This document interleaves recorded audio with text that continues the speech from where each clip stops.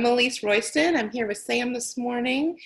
And as you all know, Sam Dixon has lots of exciting things to say about Angela Hewitt, who we got to experience this morning with her amazing, amazing playing at Wigmore Hall. So thank you so much for joining us for breakfast at Wigmore. I'm glad to have you all here. We have a few people coming on to join us still. So we'll slowly get started. But before we do, Sam, do you have any comments that you'd like to start out making? Well, good morning, Elise. Good morning, everyone. Thank you for tuning in and being up in the morning to listen to Bach, which is definitely good for the soul, particularly coming from the spirit and fingers of and imagination of Angela Hewitt. I spent time listening to this program before she performed it today, and I went from piece to piece, and I actually couldn't find a connecting thread to it. Because the pieces are in some ways so different. And as she acknowledged, there's quite a bit of minor key music in this program, but it's immensely thoughtful. And Angela is nothing if not immensely thoughtful. She is so worked out in her playing. She is in her element when she's playing Bach. And when she sits down and has something to say at the piano with Bach, it speaks, and it speaks so beautifully. This is one of the wonders of how she has cultivated her art. So this program made beautiful sense to me. I admired the way that she chose to speak at the beginning and to set up the performance so that people would understand why she had collected these pieces together and what they meant to her. But then also to have the final piece, this beautiful chorale prelude that she arranged, all mankind must die, and then to have it fade to black. I mean, it's dark for this time, but I think it is a sincere and very meaningful expression of her response to the times we're in. And Bach has that eloquence. Bach, and she finds it, she extracts it, she finds the essence of what Bach is when she performs. Thank you, Sam. We already have a question, so I'm going to jump right in. Everyone who's watching, if you'd like to ask a question, you can also look down right at the bottom of your screen. There's a little chat icon, and if you want to click on that, you can type your questions right in there, and I'll see them, and that way I can ask Sam if you would like to have him address anything in particular. But I kind of want to start out, we're talking about Bach, and if everybody noticed that it also said that it was an arrangement by Angela Hewitt. Mm-hmm. So how or why would a piece by Bach need a new arrangement? Well, that's a very good question, and it could have a very long answer. I'll try to be concise. When Bach wrote his music, he had a great, particularly his keyboard music, he had a great number of instruments available to him, some of which are not, popular present in our concert lives these days, much except in early music circles. But it wasn't always clear what instrument he was writing for. The chorale prelude is actually a sung piece. So therefore, she decided to take this chorale prelude that was sung and make a keyboard arrangement of it. And Angela came out with a beautiful recording in about 2000, 2001 of arrangements and transcriptions of Bach's music. And, this piece that she played is the final work on her program today. That is on her disc. I think it's important to know, too, that Bach was in the Baroque tradition, the high Baroque tradition. He was the end of this incredible surge of creativity in music. And the tradition was in Baroque music to reuse things. If you liked something from Vivaldi, well, you sort of used it. Bach appropriated music from plenty of composers, but he also, redeployed his own music in various ways. And there's one thing, there's many tunes that you'll find, oh, it crops up in this piece. Oh, here it is again in this piece. So Bach was ecologically a recycler of his own music. So I think one of the motivations to create a transcription or an arrangement is to exploit the inherent expression in the piece in a way that suits the instrument. So typically, when Angela's playing Bach on the piano, she has the sustaining pedal, which lets the sound sort of stay in the air longer. If she puts down the pedal, then there's sound. If she lifts the pedal, the sound goes away. And there's a certain expressive quality in this beautiful, all mankind must die, the melody that moves so slowly. On the piano, you can keep that melody going with your right hand, and then there's this beautiful polyphony going on in the middle range, and then below there's the sort of this ground bass that walks through, keeps the rhythm of the piece. And I think Angela's motivation was probably to draw all of that expression from her piano performance of this piece. And it becomes a very personal matter. What makes sense to me? How does this music speak to me? What emphasis do I want at this point? What nuance do I want to inflect? All of these things are at her disposal when she's creating her own transcription. So it's a way of taking inspiration from the music that's there and realizing it in a really personal way.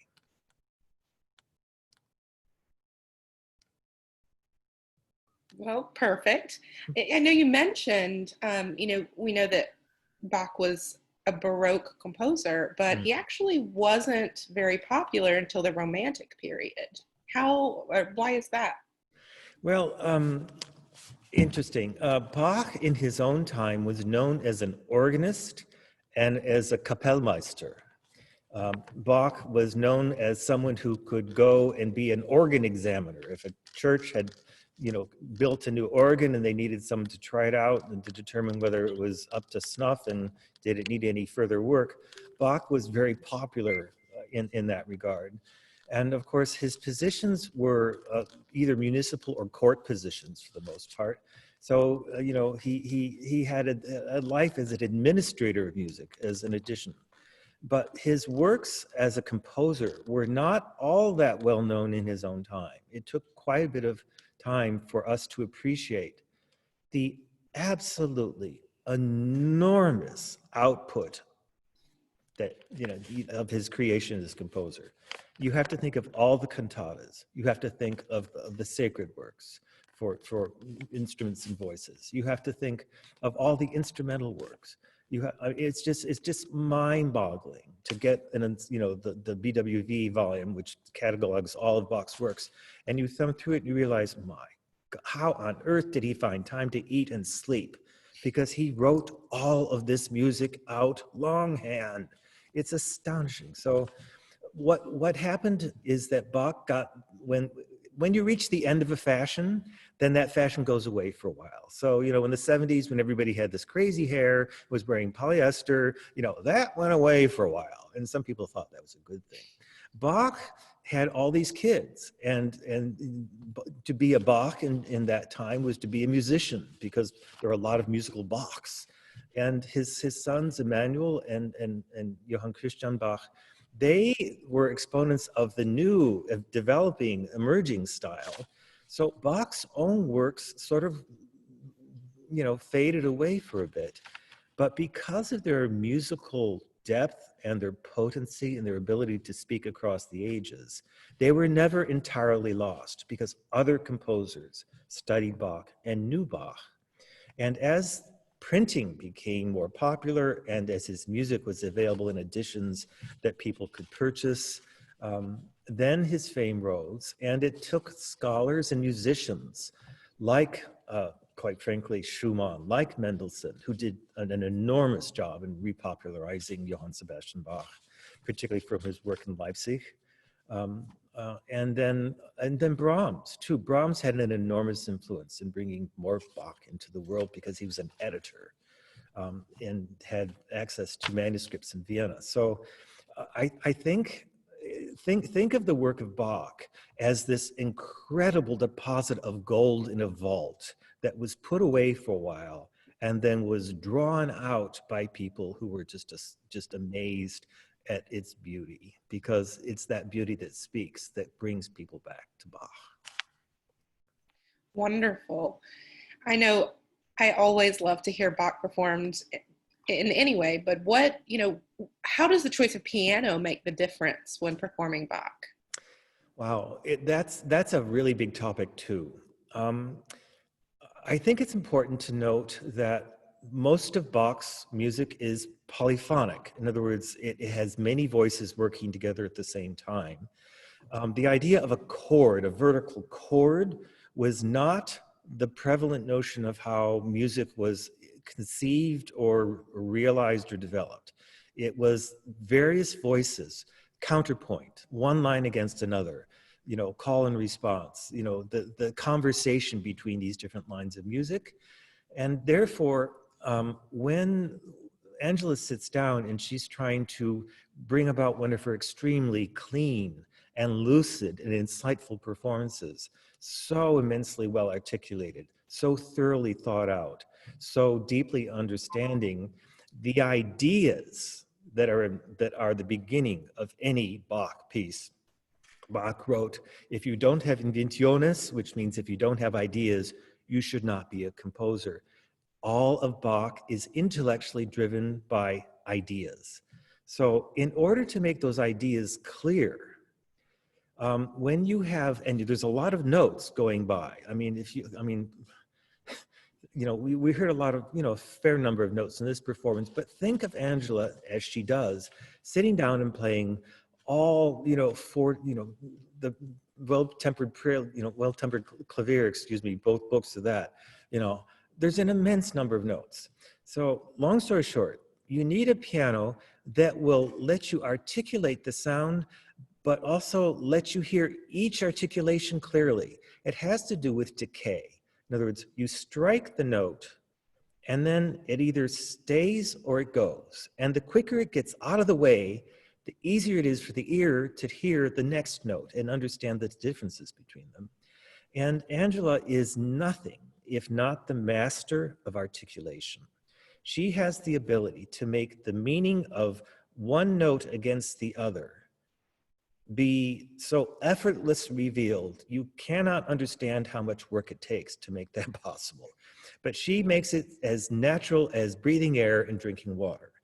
So when the ideas are expressed, you hear the idea, you hear the interplay, and she chooses pianos that are not the sort of pianos that were, that have evolved to, the current day so much.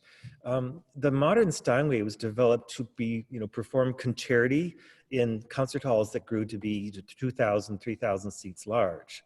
So she's trying to evoke a very different aesthetic on a modern instrument, but she prefers instruments that don't have thick cores of sound, and she favors instruments where there's a very fine definition of tone to each note, and that the decay is pretty quick. And that's why when she records and when she performs and at her festival, she favors a different brand of piano. She chooses a Fazioli because that instrument lets her do the work that she wants to do in bringing music to life. But she's, all pianists are, particularly if you tour, if you don't tour with your own piano, and very few can afford to do that anymore, then you have to find a way to make your performances work on whatever piano you find. They're all experts at, quote, making do and adjusting to pianos. But in the music of Bach, I think Angela has found a really beautiful balance of having sonority and tone and articulation that she extracts from modern instruments. So when Angela comes to Spivey, which piano does she typically like to play? Well, Angela actually had a role in the selection of our most recent acquisition of pianos. Many Spivey people know that we have two glorious Hamburg Steinway grands, and one is named Clara. Clara came first, and then we needed a partner. Clara needed, her Robert. This is named after Clara Schumann and Robert Schumann. And when we were looking for Robert, we needed a piano that would complement the beautiful qualities of Clara. And one of the aspects of of that being a complementary piano was the touch of the piano and the sound of the piano. Robert has a somewhat lighter touch, and in Baroque music and with speed and execution of fast patchwork work, that's an advantage. Clara has a depth of tone and a richness, a core of tone that is just amazing. But the physicality of playing Clara is very different than the physicality of playing Robert. And actually, Robert was a piano that belonged to Steinway and Sons in London, and Angela had performed on that piano at a festival at Wimbledon, believe it or not, some years before. So as we were looking for pianos that we knew would complement Clara, and we knew of pianists who might want a piano that was slightly different than Clara, Angela's experience with this instrument was very informative and useful, and it was borne out by the opinions of other pianists as well, including Stephen Huff, who helped us with that selection. So now, I mean, Angela's played several pianos at Spivey Hall. She's played Clara, she's played Robert, she played a beautiful Hamburg Steinway named Hans that Dr. Michael Koch let us borrow while we were conducting our search. But I think on her return visits to Spivey Hall, I think she has formed a strong alliance with Robert. For musical, it's so fun to talk to the artist about their selection of pianos. So it's fun for you to share that with us as well about these kind of things. As an audience, I think a lot of times, we see a piano, we never know which one it is, of course, unless somehow someone snuck that bit of information in. So thank you for sharing that about which one Angela prefers. You mentioned before about Angela's festival. So I would love to talk a little bit more about that. I know she puts together a festival in Italy, and some of our Spivey Hall friends have been to attend some of these festivals. Tell us a little bit about what that's like, what it's like to attend her festival. It's an extraordinary experience to go to Angela's festival. It's called the Trasimeno Music Festival. Trasimeno is a lake in the Umbria region of Italy, which is not Florence. It's north of there. People in Umbria are very proud of their own heritage, which is different than Tuscany, even though they're so close together. It is basically performances that she has organized, in which she performs many times, but she also has wonderful guest artists, and they typically take place in historic venues. And the one that first captured our imagination, and which I think was the beginning of her festival, was in Magione, a town where there's this castle, the Knights of Malta, which has an enormously beautiful cortile, a courtyard, and it's open to the sky. In other words, you look up and there are the stars, and this courtyard, the cortile, has beautiful acoustics. So there can be a couple hundred people seated in the summertime under the stars in a good acoustical environment, hearing Angela and her friends play music. And typically that doesn't happen until after we've been out exploring the countryside, going to do some sightseeing, learning more about Italy's culture and history, and then having eaten at least twice already that day. We tend to enjoy our food in Italy tremendously. Truffle and truffle oil tends to be a theme because that's something that region is known for. But we would have this marvelous combination of exploring the area, enjoying cuisine, and then sitting down and hearing exquisite music. So this festival was our first trip that our wonderful Spivey Hall friends, who are the directors of our travel program, Jeff Adams and Susan Hunter, put together. And that was in 2009, I believe. And we've gone back several times since because the delights of Italy are endless. And Angela has come up with enormously imaginative ways of taking her music to other venues, and we've, in cathedrals, in churches, in historic theaters. It's been such a discovery, and she's so warm. If you go to this festival more than once, Angela knows who you are. She remembers your name. She's going to come find you and say hello and remember the conversation she had with you, whether it was in Ottawa or in Australia or in Atlanta or wherever she's been performing. And it's this wonderful community of music lovers who are basically her family. So we took great pleasure in this festival. And our first time going, we stayed actually, our hotel was in central Perugia. The World Cup was on. It was sort of loud that trip because the World Cup was going on in the middle of the night. But we were at the Hotel Fortuna, and I see two faces that were part of that trip. I see Bill and Martha, and we would go up to the top, and we would have drinks. Hello, Bill, Martha. And we would have drinks on the top, overlooking, you know, the skyline at night after the performances. And those are some of my happiest memories, quite frankly, of this festival. It sounds amazing. I can't wait until we're to a point where people are hosting events again and that we can all hope to attend and go. I'm sure they're going to come up with so many more amazing things. And Angela always puts together an amazing program. Yes, she's immensely hardworking as a pianist. Her discipline, her self-discipline, and her dedication is extraordinary. She does recordings as well, and I know she does. You know, we saw the Bach today. She does lots of Bach recordings. What's special and distinctive about her recordings? Well, they're so deeply informed by her scholarship. She is a Bach scholar. She writes her own program notes. She performs pieces extensively. Bach is her language, and therefore she brings such a range of understanding to her performances, and it is so worked out. It is so thought through. One of the things that amazed me and still amazes me about Angela, and I know it's not, most artists don't like to talk too much about their technique, but at the Trasimeno Music Festival, one day we had to go to a theater that we weren't supposed to be in because it rained. We couldn't be in the outdoor cortile because we all have been drowned by it. So I was put on stage. I was put on stage right behind Angela when she was singing with Dame Felicity Lott in recital. And I'd never actually sat in that position to hear her perform. Angela has the most efficient piano technique of any pianist I've ever known. She wastes not an iota of energy or distance. Her fingers are doing exactly what they need to do.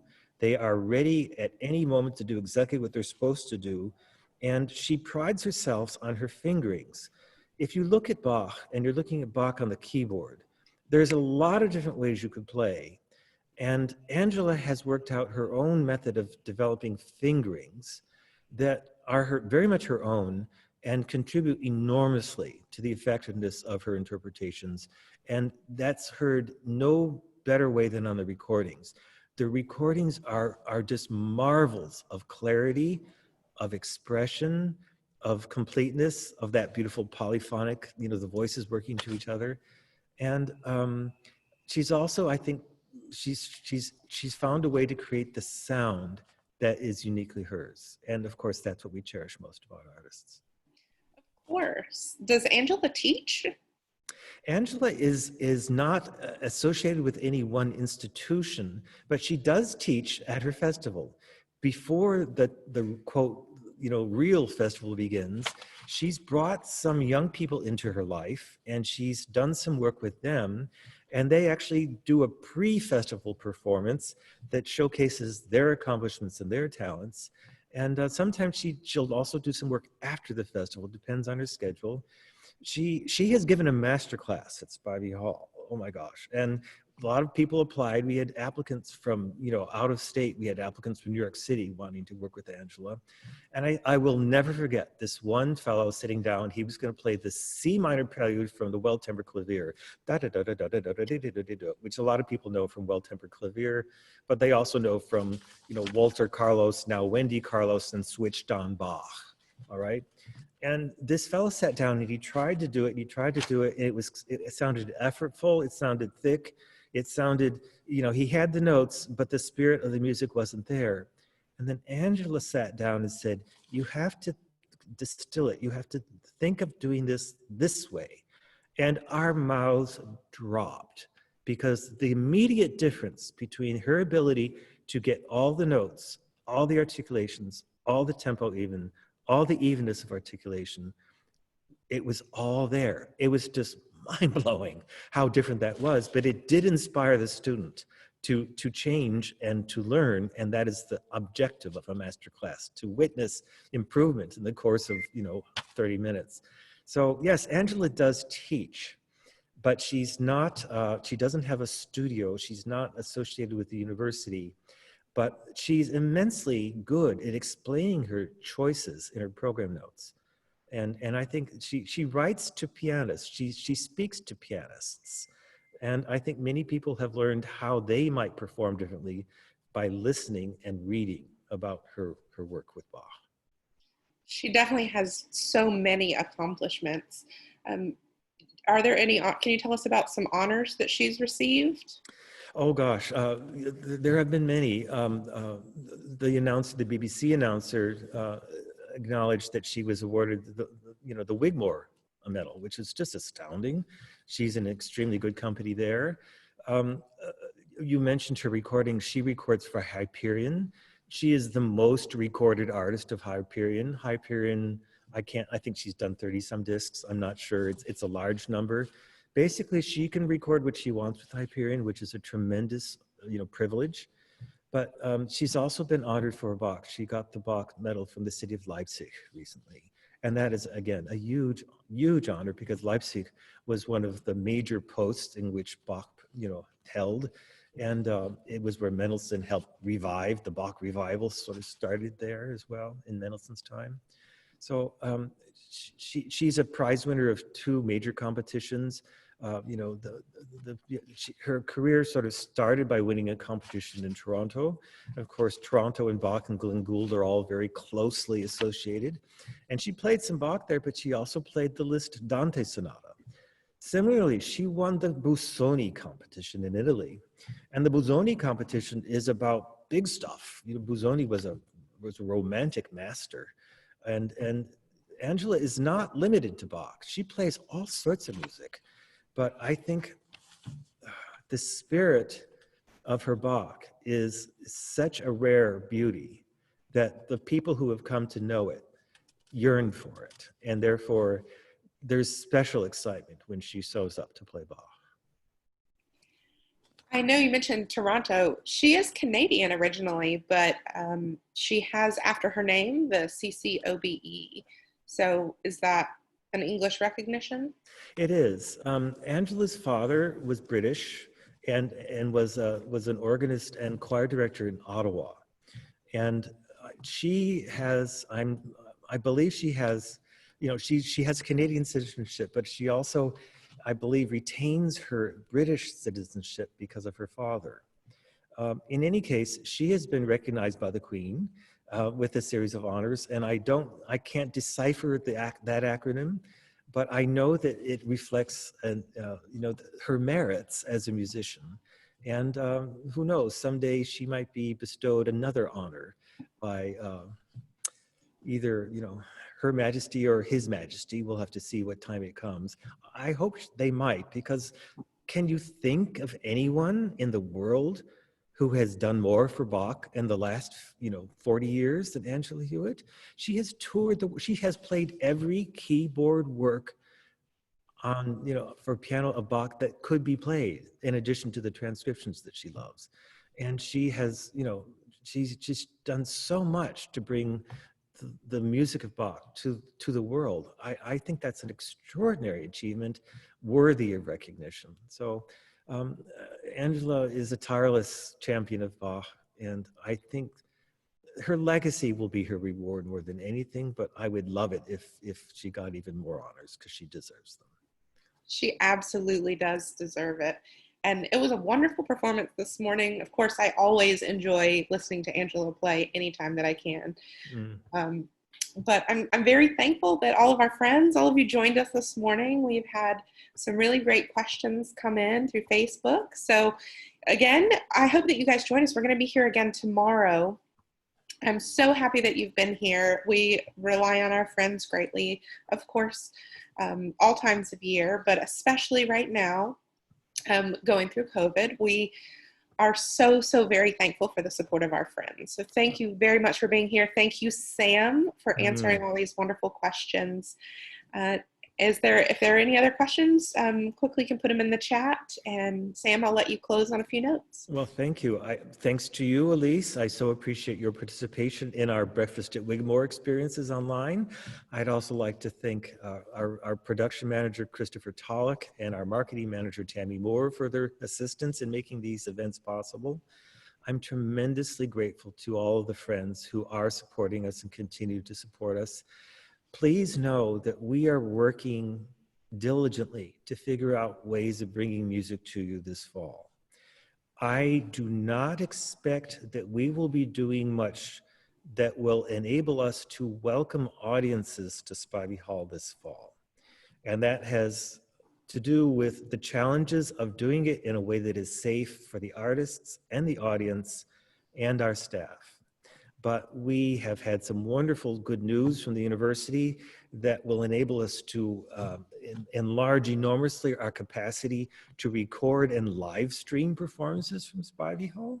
And I'm finding that a lot of musicians have risen to the occasion and are willing to offer us performances very finely tailored to us at Spivey Hall that we can make available on the internet. So these are the objectives towards which we're working, and we're able to do that because of the generosity of the friends, because of their loyalty, and because we know that we don't want to go too long without having everybody together in a musical experience again. And we're going to do our best to bridge the gap with musical experiences that are Spivey-esque, both in quality and character and spirit. Thank you, Sam. And thanks again so much, everyone, for joining us today for Breakfast at Wigmore. We do hope that you'll join us tomorrow as well.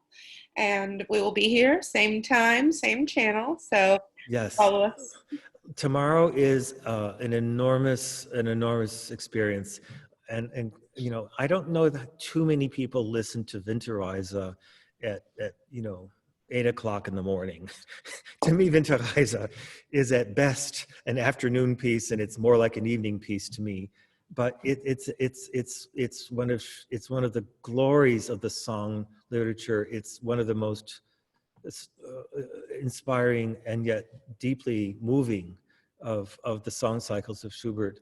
And it's going to be performed by people who know it deeply. It is a winter's journey. If you have access to a text and translation from a recording, or if you go online and can find something, it's a lot to print. So if you have like a CD or something, then you can follow along. I don't know if there's going to be titles. I don't know if, as people watch from the live stream for Wigmore Hall, if they're going to give us each line in, like super titles you would find at the Met Opera. But if they did, that would be amazing. I'm not sure they will. Depends on the artist's choices. It depends on what Wigmore wanted to do. But if you have the libretto, it's not the libretto, but if you have the text and translations, you would be wise to consult them, because the meaning of this music is incredibly enhanced by being in the moment with what the artists are trying to express with each note, with each phrase. The end of that piece is one of the most magical human experiences in music I can imagine. So I hope you'll tune in. I hope you'll listen. And we'll have to be cheerful afterwards, because it's a very serious way to end this month of music, but it's supremely beautiful. It will be. And we are also working, just to let you know, to have some of those text and translations available on Facebook before the performance. So you can go on and take a look at those and have them in front of you while you're watching tomorrow. And then, of course, we'll see you here right after. So thank you so much again to Sam, to everyone, and to all of our friends. We really appreciate you, and thanks so much for being here. Thank you, Lise. Thank you all. Bye-bye.